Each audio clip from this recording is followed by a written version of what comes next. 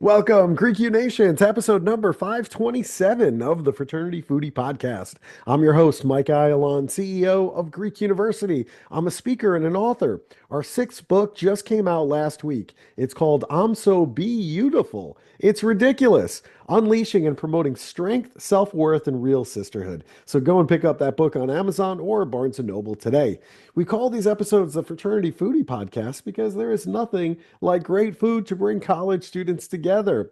Fun fact, 30 years ago, a majority of men, 55%, reported having at least 6 close friends. Today, that number has been cut in half, according to survey data, and 15% of men reported having no close friendships at all, which is a five-fold increase since 1990. I think much of that has to do with what is expected of men today. They are conditioned to prize achievement and competition and to devalue those intimate friendships with other men. And this is why I believe fraternity is so important. We have to continue to push for vulnerability in these spaces for authentic connections between men. And I believe the structure and security of a fraternity chapter is the perfect place to do that on college campuses. So today we're going to talk a little bit more about suicide. We're going to be talking a little bit more about mental health, and it is going to be an incredible conversation, I promise you. On August 22nd, 2019, Susan Crooks faced an unimaginable loss when her son Walt succumbed to treatment-resistant anxiety and depression. In his memory, Susan and her other son Will established Waltz, a nonprofit organization dedicated to reducing suffering and stigma surrounding mental health struggles. Together, we can foster understanding and support for those in need. Their mission is to destigmatize mental health, to promote equity in care and research funding, and also to empower individuals through education and advocacy to foster hope and reduce suffering. Welcome to the show, Susan. Thank you. I'm happy to be here. I appreciate the times. Of course, this is a very, very important topic. So I am so glad that we're able to talk about mental health, especially around the holidays. I feel like this time of year, especially, can be really, really difficult on folks. And so I think it's important to have the conversation. But, before we get to that, there's this university in Florida that I think is fantastic. It's called the University of Central Florida. And I No know you night. went there. Yeah, go Knights. I know you went there as an adult for your undergraduate experience. Tell our audience, why did you decide to go to the University of Central Florida as an adult? Well, it's interesting. I always wanted to get my college degree. I got married early, and I helped my husband with his business, and then I had a baby, and I had been going to a tech college. So I can't tell you enough about there are great tech colleges out there, because in different towns, especially, I'm old. So, and I lived in Daytona Beach. So where I grew, I was in Daytona Beach. So it was what the school that was available, but fortunately, they started a hub, or, a second facility in Daytona Beach. So seriously, that was how I chose it. And I felt really fortunate because I didn't have to drive to Orlando. It was just too long, and I had a child and everything. So being able to actually get my diploma from the 2-year college there and then move on to a university, I think it's so important, because sometimes we think that, I know that you guys out there sometimes you see, oh, there are these old guys, old people in there. I mean, I graduated with my bachelor's when I turned 30, but still, that's old when you're young. So that's really the story of how I went there. But the teachers were awesome, and I did go to campus. It was on my son's birthday when I graduated, so that's a good feeling as well. Yeah, that's fantastic. I'm so happy that the University of Central Florida made that available to you Mhm. in Daytona Beach. And I think we need to do more of that for more adult learning is how do we make it convenient for adults to go back and finish their degrees? And so I think that's the future. I really believe that. I think at a time when more and more young people are looking at different ways to essentially establish their career without a college degree, I think we also have to close that loop on the other side, which is to say, for the adults who want to get a degree and it's important to them, how do we make it easy for them to do that instead of driving all the way to Orlando or something like that? Can they do it from home? Can they do it online? All of those options, I think, are going to be increasingly important if universities are going to continue to be successful in the future. So that's a really good conversation. I like that a lot. Now, August 22nd, 2019, this was a very, very difficult day for you. And ultimately, in Walt's memory, you and your son Will established Waltz. Can you tell us a little bit more about Walt and his life? My son was Mensa. He was very smart. Mm. He had 2 degrees from Clemson. I received my master's from Clemson as well. And the thing was, he was what we call a highly sensitive person, and that's part of our work is to educate people about the whole person. Because oftentimes we'll hear things like, "Just be mindful and you'll feel good," or "Just do this," or and this worked for me. And we oftentimes don't think about the whole picture. So without knowing that you are, say, a highly sensitive person, and if you have never heard of that, it means 20% of the population are highly sensitive, as well as 100 other species. And this goes for men and women. And so what people don't always understand about that, and this work was confirmed in 97 by Dr. Elaine Aron, and her husband also worked with her. So the idea is you take in way more than other people, okay? Way more information. So the colors might be brighter for you. Oftentimes there's artists, there's leaders. They take in everything, and then they can actually put this beautiful work out there. So say, for example, with Walt, we taught at the same school for a long time, and we would be sitting in a circle. And if teachers, everybody's talking and everybody's trying to talk and talk, and oftentimes too, people, when they're sitting in a circle, they don't really listen. They're just waiting to talk, right? So that's a skill that you really need to learn, is to actually learn to listen and not just keep thinking what you're going to say next and you don't hear anything. So my son would just sit back and listen to everybody, and people are jumping in on each other. But then when he would open his mouth, the entire place would be quiet. And that's what sort of person he was. Walt and I were to go to fly to Hong Kong to teach our pairing on mindfulness and critical thinking. We're members in the kind of like inner circle of the oldest critical thinking think tank in the world. And we run around the United States and taught ideas behind mindfulness and critical thinking. And sadly, he died a few months before we got to do that trip. That would have been my first passport stamp. And I'm not saying like, oh, that's nothing. It was horrible, right? Because I had all of I just would see the books and everything we were going to bring, and then you just keep crying. My son's nicknames were the Gentle Giant, Saint Francis, and the Renaissance Man. My cousin, who is challenged intellectually, he got to hang out a lot with Walt, and he had a full head of hair, and he shaved his head. And I said, "Why did you shave your head?" He said, "I want to be just like Walt." I'll give you one other example. We worked together, and Walt managed a bunch of different teachers, and one of the teachers, a man teacher, said, "Oh, I had no one knew. He was a cool, big, muscle, laid back guy, most handsome." And I'm not saying that because I'm his mom. It's just a fact. So he had said, after Walt died, he said, "I have that card, from the life celebration, and I have it taped on my fingerboard because I always wanted to be just like Walt." And that was sort of the theme. People would say, "Walt always had so much time for me." He was one of those guys. He worked 6 days a week, sometimes seven, always giving of his time.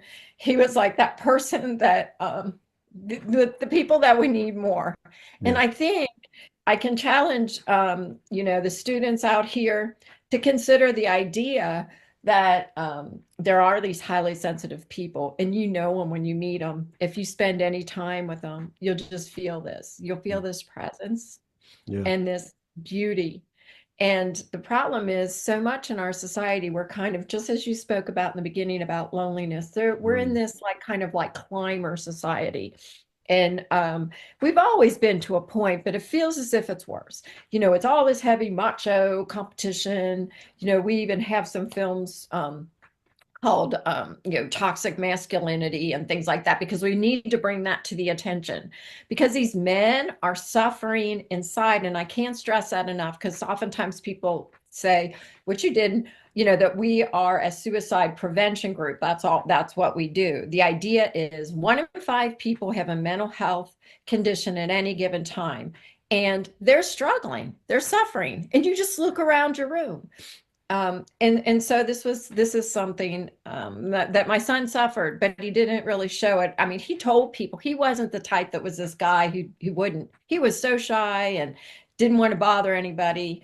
He was married, 35, but he just didn't want to bother anybody. yeah, He was not like somebody who thought he was whatever, or and two, it's just hard in society to bring it up. yeah. Um, I mean, I can so see how much Walt means to you. I mean, you can hear it in your voice. And, I guess the question is, I'm a parent and I got a couple of kids in college right now. And, when you have a kid, I mean, that's real love. I mean, you want to experience what real love is, have a kid, and raise that kid, and then you'll know what real love is. But how do you find the strength to turn all of that pain of losing Walt into a mission to help other people?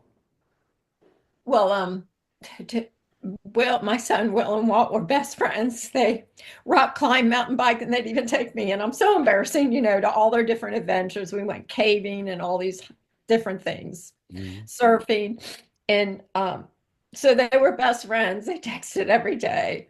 And the day Walt died, 2 days later, he said, "Mom, we'll start a movement. If we save one life, it'll be worth it." And so 2 days after Walt died, people think, "What?" And I'm like, I started our nonprofit because it was like, what else was I supposed to do? I still had to go on, and I have another son. And also there's so many people suffering, and they're suffering in silence, and people don't realize it. And it's horrible. That's actually why I know I'm jumping, that's why one of the fraternities, our first fraternity to become a stigma-free environment, Beta Theta Pi at Furman, they found out about us. We've grown organically that way, because they were like, the guys want some mental health stuff. And so we started with them. They became our very first stigma-free environment for a fraternity. And we've been working with them ever since. And he said that the guys wanted more. After we presented, they said they want more. What better place than in this circle of brothers, where you are there to help each other, right? To actually talk and support, because that's what this is about. These brotherhoods, you can talk the talk or talk the smack or whatever, but in the reality of it all, you're this group of friends that are there for each other. And that is the purpose of these things, to help hold each other up when somebody struggles or does bad on an exam or needs some support. You should be able to be open, to talk about these things. And it's so important. I just feel like if we could reach these men and women, I'm not, sororities as well, Mm. but we do know that men die by suicide at almost 4 times the rate of women. That is not taking away anyone's suffering. It's just a fact that I think that, thinking about these sorts of things, thinking even about the idea of becoming a Waltz stigma-free environment, because it gives you purpose, it gives you a reason. And, we give you so many tools and things, and I don't know, we do super cool stuff, and it seems as if people really relate to what we do on a very different level. We incorporate the visual and performing arts into a lot of what we do. So yeah, that's. That's really good. Can you tell our audience some of these long-held myths about mental health that you challenge in your mental health literacy programs? Yeah, so one thing is that I think that people just think, one, that they can't they can't be productive citizens. And again, go to a workplace and look around, and it's 1 in 5 people have a mental health struggle. Oftentimes, they're doing much better because they have anxiety, say, and they have this, which is hard. They have this perfectionism.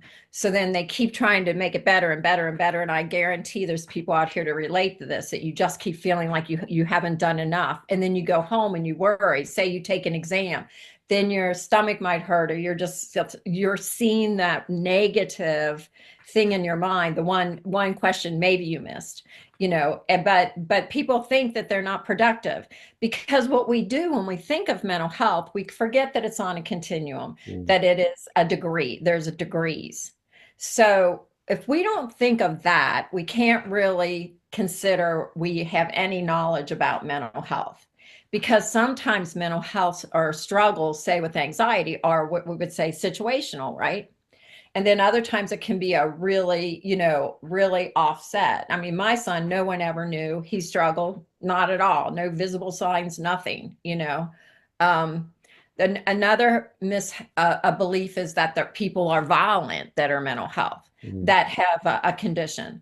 So when I go to places, like oftentimes I'm everywhere. I think at the end of this year, it'll be close to 180 in persons that I was at this year, which is too many. I'm getting Amazing. tired. Yeah. But but I think that I talk to a lot of politicians, and this has happened with all other people, but I'll just use this as an example.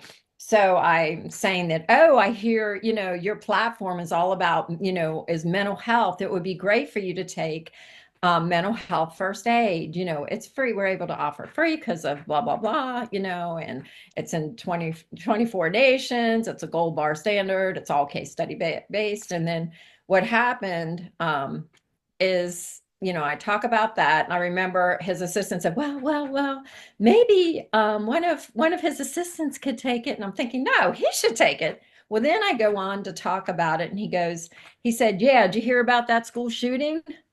Okay. And then he says, well, have you ever worked with the Homeless Alliance? I said, yeah, I'm on their board, but you have to understand that it's 1 in 5 people in this room. And this is what he physically did. When I told him, he literally took a step backwards Mm. physically.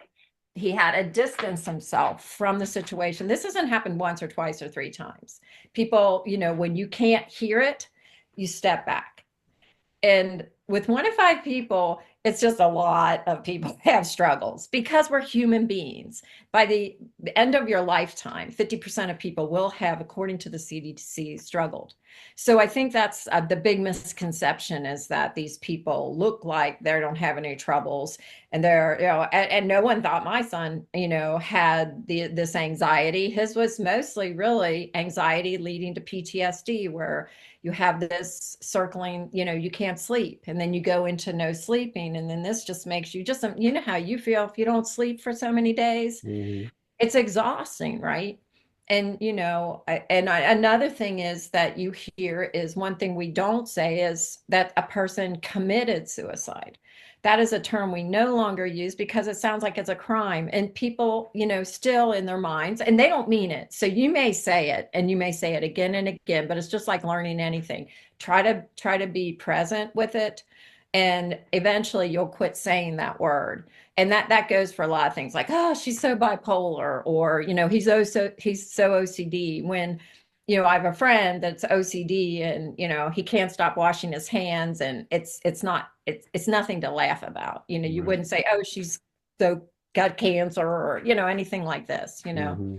You talked earlier about mental health being on a continuum, which is very accurate, right? You have these peaks and you have these valleys all throughout life. So, how can the college students take their mental health temperature to know where they are on this continuum? Take your mental health temperature. Oh, Yeah. okay. How do you do that? I have all my little props, because I thought, whatever we do. World is a little different. So to take your mental health temperature, we believe this is a really simple step to actually help you better understand someone, or like you're worried about someone yourself even, or someone doesn't understand you. So we sit down. Michael, you and I sit down and we decide, I say, hey, would you, this lady said, take your mental health temperature. I promised, I do it with one person. Could you do this with me? Mhm. So we sit down and take our mental health temperature. This is not diagnostic, but it paints a picture of where you are that day. Not diagnostic, but lets you know, oh, I'm here. So let's just use the example of anxiety. The range is 1 to 4. So 4 being the highest level of anxiety. So we both take the screening. What it is Mental Health America screening. So what we do is just connect you to Mental Health America screenings, because one thing we say is Waltz is a compass and a megaphone for mental health support, education, and change, right? So when we say that, what we want people to understand is that there's great things out there. We need to use them, right? Mhm. And we're a little Waltz, you know what I'm saying? It doesn't matter anyway. We're not trying to like reinvent anything that's already great. So we sit down and take this mental health temperature. It takes 5 minutes, okay? And and then we compare scores. So, and it asks just things like not often, sometimes, just 4 little simple answers, 5 minutes. And then I ask what you scored, and you say, I scored 1. Oh my gosh, when I have to be, evaluated or whatever you want to say, these certain times a year, or when the in-laws are coming in, or whatever you want to say. I don't know you. So I'm just so you get so anxious. You don't sleep for days. Your heart races when you're being observed or evaluated. Your hands are sweating. You don't sleep sometimes nights before. And once it's over, oh my gosh, you just hate it those 2 times a month, situational, 2 times a month when you have anxiety. Okay. And then you ask me, what did you score? And I say, I scored between a 3 and a 4. And suddenly you're quiet. Because suddenly now we actually have communicated. Mhm. Prior to this, you might have thought, well, I have anxiety too. You wouldn't have maybe said it, of course you wouldn't have, but in the back of your head, you might think she's kind of a crybaby. I've got it too. I know what it is. And then I'm looking at you, Michael, and thinking, I have more self-stigma and less self-worth, because I think he has anxiety too. And look at how great he's doing. Now I can't even stand myself worse. Now and I always say these things not to be saying we're not moving ahead, but sometimes I say, just because so-and-so is saying, you know, go to therapy on TV, it doesn't mean that we still don't have this bias, this prejudice against people with these conditions, that we still don't have things like that. We can call it stigma, but some people even say we should use harsher words for what it really is, because we don't do that. And we don't use the word stigma for things like there's stigma around rape or something. What I'm saying, we don't say things like that, or around cancer. We're forgetting that this is like a disease. This is actually something that someone has. It isn't, just something. So anyway, we take our mental health temperature, and what happens after we do this is, we talk, and what's super cool about it is suddenly you understand my struggle. I understand what level you're at. We both feel better. We both walk away with an understanding. And also with Mental Health America screenings, they'll take you to all these different tools and strategies. And they'll even say, if you're between a 3 and a 4, hey, just go talk to your doctor. You don't have to, they're suggesting that you do something. Okay, because even though it's not diagnostic, like I keep saying, it at least gives you a warning. Hey, this isn't good to be this high like this. And sometimes it'll say after a few weeks, but I say, hey, just go get checked out, right? I'm no expert. This one thing I always want to say, I'm a mom, I'm a teacher. I taught art, visual arts, I taught GED, I did parents as teachers. But I am not a expert in mental health. I'm learning things, but I always like to say that because I'm just not. So, but Mhm. we try to do everything at Waltz where we find, strong research, or, as best, different authorities that we can. Mhm. But, Hmm. but Talk yeah, about, taking your mental health temperature is good. yeah. Talk about the arts integration that you have at Waltz. How does that help with mental health? Okay, so one of the things, one of our little mottos is let's stop dancing around mental health conversations. And why it is so good is that if I said to you, do you want to go to a mental health education class? Probably I'm, not. I'm just saying, you might say, what would you say, Michael? Yeah. Probably not. No. Yeah. Would you make special time for it in your day? Would you decide unless it was mandatory? Would you go? Even if you thought, I really do want to learn about it, it's no offense. It'd just be like, it's not like intriguing me. Right. Hey, what if I said, hey, Michael, would you like to go to an art exhibit with me tonight? Yeah, that sounds more fun. You might say, hey, yeah, can I bring my family, whatever. Hmm. So, like, we've had our second art exhibit, they're 2 month long. Our very first Waltz Stigma-Free environment was Greenville Center for Creative Arts. And so we've had two. The first was Step Out of Stigma. The second was Mental Health Moonshot. So there's one reason. We've had a person had a dance concert for us. She had lost her best friend by suicide, and she wanted to donate to a cause. So we had, it was packed 3 nights, a packed house. And then I was able to talk during the intermission, and we had a booth and things. But people come to those things, right? Not Hmm. only that, it's a way to express yourself. Something I was going to show you quick is that we do things like this. We make our own bags, okay? Hmm. Nice. So, and then in the bags we have, I think I might have taken some of the stuff out.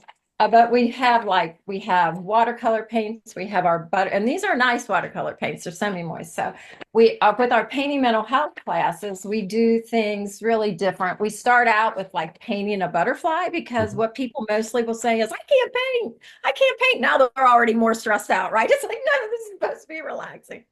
But even we did a group of med students. It was last year when we did them, but they were coming in like this. They're so stressed out. Their shoulders are at their ears. And they just are because and same with a lot of the students here. Listening Yeah. in. They're Hmm. just finishing exams, or maybe they're filing down. But when we started, we talk a little bit, and then I tell them the meaning of the mascot, and then they start to paint. And I cannot tell you how everything changes. And we do it in silence. And we try to center ourselves and breathe. And then we just start painting. And what everybody knows, and I tell them, I say, well, you can't really mess this up. I promise. There's no stress. Right. Right. So they start painting. And then after a while, they can continue to paint. We have like table talk discussions and things like this. But then they actually draw what they believe, if they've never experienced, what they think anxiety looks like or depression. And then on the other side, a strategy that they use. So they can use pencil or paint, and they fold it in half to show. And then we talk about it. And we also talk about suicide signs and all these other things that are uncomfortable. And if you're like me, like sketching, I'm a doodler in class, like I have to do a little something. So this helps with all the different uncomfortable topics to a point. And then the group begins to get, depending upon the time we have. So we do this with as young as middle school students through seniors. We've done them for Milliken, we've done them for the senior center. We've done thousands and thousands of these, and they're extremely popular because everybody leaves, with this cool backpack or a bag stuffed with the paints, the paper, the butterflies. We have self-care tips. We give everybody a mirror. Beta Theta Pi actually made positive affirmation for students, and we go there during Suicide Awareness Month, and we also go there at Furman's campus before each of the exams start. So we pass these out as a mirror, and it says like, I am not my grades, and all these different things. And we also share them with middle and high school and adults too, if they're in school, because we're like, yeah, and Beta Theta Pi made it. So it's kind of cool, that they're participating that way. But we give everybody this hand mirror because if you never tried it, try to say something really good about yourself or something confirming while looking at yourself in a mirror. It's a really good strategy, and it's just something else. I always would tell the guys, especially high school guys, like, hey, you can check yourself out still, whatever, you want the mirror. So yeah. That's very cool. Now, Yeah. obviously, we do need to advocate for more research funding. And you mentioned a couple of times the mental health moonshot. What exactly is the mental health moonshot? Thank you. The mental health moonshot is very different. One of the things is that we know the CDC provides practically no funding in the area of genetics and epigenetics for mental health. It's minuscule. If there is any, it is pretty much a tiny bit for schizophrenia and then for bipolar. But concerning, the most common, mental health conditions are depression and anxiety. They're not researching it. One thing, if any of you guys out there are in genetics or things, we know that it is polygenic, which, even some of these others are. But, it's not like there's a simple fix, like we see one gene and, oh, that's it. That's the gene. That's the depression gene. And it's all over. No, because it's multifaceted, right? But we need to start somewhere. We think about in 1971, there was a cancer movement and the sitting president said, we need a war on cancer, And so they actually took down the FDA, eased up on restrictions. They poured money, because when I was growing up, stigmatized was, if you said you had cancer, it was stigmatized. People didn't even talk about it because it was like death, right? And now we're seeing like, tatas, support the tatas and wear pink, all those sorts of things, you know what I'm saying? So that's something else. But one of the things that we have going on right now is well, the other thing is when we talk about equity is the idea of having more funds for people, just like physical, to actually go to a doctor or a therapist and not have to just go to the hospital, so that there's more equality there. Another thing that we're talking about, though, with this moonshot, which is interesting, is we're creating our own documentary, which is called Mental Health Moonshot.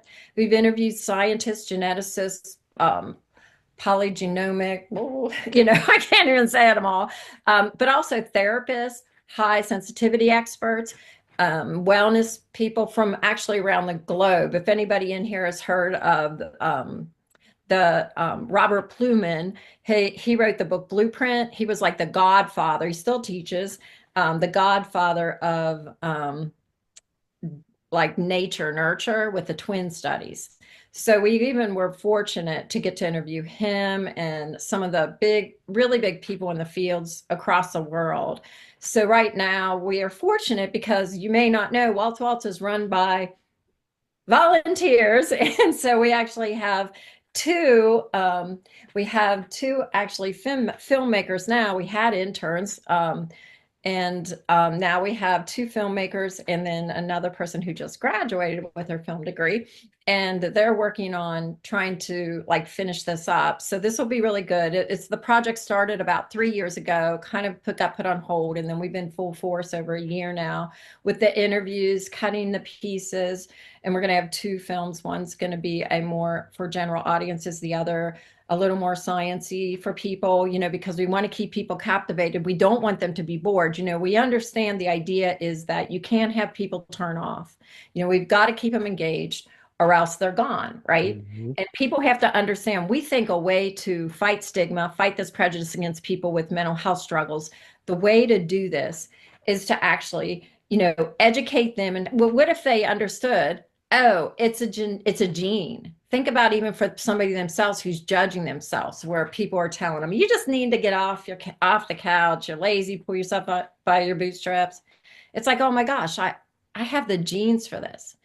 Because oftentimes I think that we want to, in our society, like be proud of, I just got through it. But we're not thinking we had some genetic help, right? Through epigenetics. And I could go on all day about epigenetics, but number one, I don't because I'm not the geneticist. But number two, we don't have the time. But if you go onto our website, we have interviews with scientists. We have all about high sensitivity. We are in that film, Sensitive Men Rising, director Will Harper, Elena Nother Aaron, Alanis Morissette, Luke Goss, they're all in this second film. The first film is called Sensitive, The Untold Story, and it's in the top 30 on Amazon Prime. So I don't get Amazon Prime, but I do get IMG, so it is free on there. But the second film, we're hoping for syndication. The Will Harper said the syndication may possibly be January, February. We're not sure yet because sometimes that can take longer. But we're interviewed in it. My son is honored in it. One of our board members was in the first film from the Foundation for Critical Thinking. So Very anyway, cool. yeah. Yeah. You mentioned Beta Theta Pi creating that Waltz stigma-free environment in their chapter. So I'm wondering, how do you create that in a fraternity or a sorority chapter? Well, they just contact us. Okay. And what we do is we ask to have at least two of the people trained in mental health first aid because we want them to be experts. We also ask like two to be Waltz ambassadors because we want them to be able to be the contact for us so that if we have, say, a free training, we do a lot of free everything we do is free, really, which is probably why we need to make a change for some of it. But no, so but one of the things they do is they're in contact. So just like they at Furman, one of the guys there did Wreaking Havoc, which is a yearly thing where they raise funding for a nonprofit, and he had a gi on because it was the Olympic thing, the Mhm. Olympics, and on the back of his gi we put like our butterfly, and he raised the like $5,000 for us or whatever. It was great. So, but all they need to do if they're interested is just let us know, and we just go over things. It's nothing really hard, but it isn't like a stamp that just says, okay, we're a stigma-free environment. No, you have to be active. And even though you may not be in Greenville, like Beta Theta Pi, we have our local hockey team, professional hockey team, the Greenville Swamp Rabbits. They're a stigma-free environment. So on Star Wars night, it was our night to be nonprofit of the night. We had all the guys out there. This is our second year that they're there selling all the hockey pucks, for them to throw into the. Anyway, that's a whole nother story. But these guys are awesome. I'll pull into into their parking lot, and they're all lined up to help me unload. Like no one ever helps me. It's usually just me dragging all this stuff.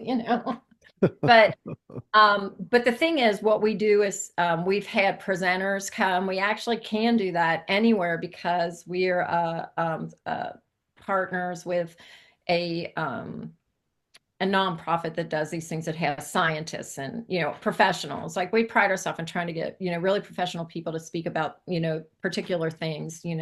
So that's something else we're able to afford to do is either have them online or have people actually come to those areas. Yeah, well, that's wonderful. Thanks for sharing all of that. And now I think everybody who's listening, they now know how they can work with you in order to bring Waltz and the stigma-free environment to their organization. So I think that's super helpful. You mentioned that you're in Greenville, South Carolina, and I love really good food. I get the sense that there is some good food in Greenville, South Carolina. So where should I be going in order to get a great meal in town? Well, I tell you, my son is a photographer, so he happens to know all the best places. So one Uh-huh. of the places I go to is the Pita House, which is right across the street from Greenville Tech. It's delicious. Oh, if you Mhm. like this sort of food. So that's one of my favorites. There's some I don't even know if I'm allowed to share because it's like, but but there's so many great. Scoundrel is really good. Oh my Mhm. gosh, Scoundrel.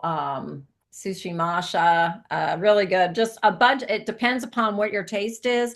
But if you come here, give me a call. Give me, go ahead and email me and say, hey, where should we go, and tell me what you like, and we'll put you to the really good place. All right, that sounds good. Hey, listen, the pitas are good for me too, so I could totally do that. Oh my Um, gosh. I got to show you something else we do. So before I leave, I know I'm taking up too much time, but we have everything we do at Waltz is handmade. So we make these buttons ourselves. So we okay, have these super cool buttons. nice. We have library days. We actually print up, we print these on our HP print plan, and we have a heat press. We actually make all these ourselves. We Wow. students who make cards for us, and then if they're really cool, we go ahead and we mail out the ones, and if there's some that we want to stick with, we actually make copies of these as well. So we're making our own line of cards, but we do give people hand painted cards. We have library days. We go to senior centers for them to help us. Everything we do, as I say, and I'll show you one last thing. For every one of our stigma-free environments, and I know you're gonna be like, oh, you have a whole 30 minutes. It's like I should have warned you. But all of our stigma-free environments, we have a local stained glass artist, and she makes these for each one of Wow. our stigma-free environments, and then we put the date. So it's super cool because the whole thing is that I feel like one of the things my son had said, because he was teaching online, I'm so lonely. Hmm. And I think we really need to, I'm trying to be serious now and try to stay up for people. But the idea is that people are lonely. Yep.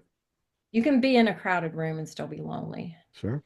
Be a certain person and you just feel so disconnected. And we know people are feeling that way. And so I feel like one of the things we're trying to do at Waltz and being different is like you're not going to see a tchotchke, you're not going to see a pen with our logo on it. If it is, it's a sticker or something that somebody glued on. It's all going to look handmade. Everything we chop is imperfect, like our butterfly is perfectly imperfect. The idea is that people are lonely. And we have to start looking out for each other. And what a better place than to look out for each other in your fraternity and sorority. And then after you get past that, even just like us, sometimes we have a really hard time getting volunteers. And I'm like, it's really kind of fun. We try to make it fun and things, but people are busy. But I encourage you to, give of your time, try to work together with some people, be on the lookout for your friends. Sometimes you just don't see them slipping. Yep. Like I was the last one to see my son, and I knew he wasn't doing good, but he was so tired. Um, and if understand who you are as a human being. Maybe you're a highly sensitive person. Maybe you're one like this trying to fit because you're trying to fit into that degree or whatever that is just not you. Sometimes that is so hard to live. I have a sign up that says the world needs who you were made to be. And I think sometimes my son Will is an example. He went to school because his school firm they didn't have a finance just department. He got his accounting degree. He won all these awards, but then at the end, he was getting his master's. He had a job. He was going to get his master's in tax or whatever. And then he said, I can't do it. This is not for me. So he actually became a photographer, and he's a photographer for New York Times, Washington Post, all this, and he got flown to Tokyo for road and track. So what I'm saying is, you know, be who you are. And in these fraternities, you should be able to be who you are. And sororities, be who you are. Feel good about yourself. Get those little mirrors from us. We mail things all over the place and say these positive things to yourself, because it seems corny and it's hard to do. But sometimes even that can help, because we surely can tear ourselves down. And when we're in college, it's stressful. And we're losing people in these colleges. And also, people are suffering. Mm. They're suffering in these colleges. So, Yeah. I know Well, we have to listen, go, but I do appreciate it. of course, that stained glass is the butterfly is absolutely stunning. It would be great to see that hanging in every fraternity and sorority chapter in the country. Exactly. To Thank you. know that that people are there and looking out for one another and caring for one another, and reducing that loneliness. I think that would be wonderful to see that. So if you're interested in becoming a Waltz stigma-free environment in your fraternity or sorority, absolutely contact Susan, and make that happen. So if they do want to contact you and connect with you, where should they go to do that? They can just go on our website, and we're just WALTZ.com.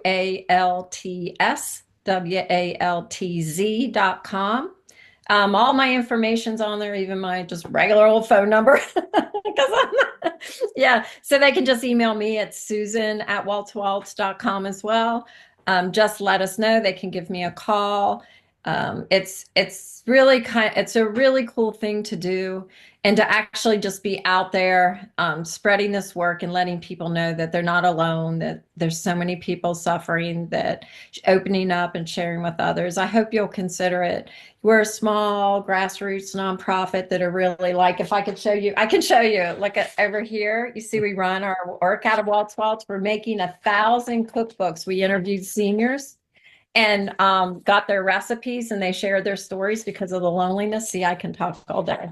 I I'm going to love get it. off I here. love it. But the idea is that we are small, but we're doing the best we can. And we hope that you'll follow us. We're on Facebook and LinkedIn and TikTok and whatever else there is out there. I love it. All right. So everybody who's listening, get your chapter to be Waltz stigma-free environment and get that for your chapter today. Contact Susan. The website is spelled WALTSWALTZ.com. Go and check out all of Susan's work, connect with her, and get that stigma-free environment for your chapter. So, Susan, I appreciate you sharing all your story here. I think this is fantastic work that you're doing. Keep up the good work, and we appreciate you. Thank you for coming by. Hey, Michael, thanks for your time. I Of appreciate it. course. Sorry it took Of so long. course. Our pleasure. And to our Thank listeners, if you. you enjoyed this conversation with Susan, I want you to like it and I want you to share it with other people in your chapter. Thanks so much for joining us. We'll see you on the next episode of the Fraternity Foodie Podcast. Bye for now.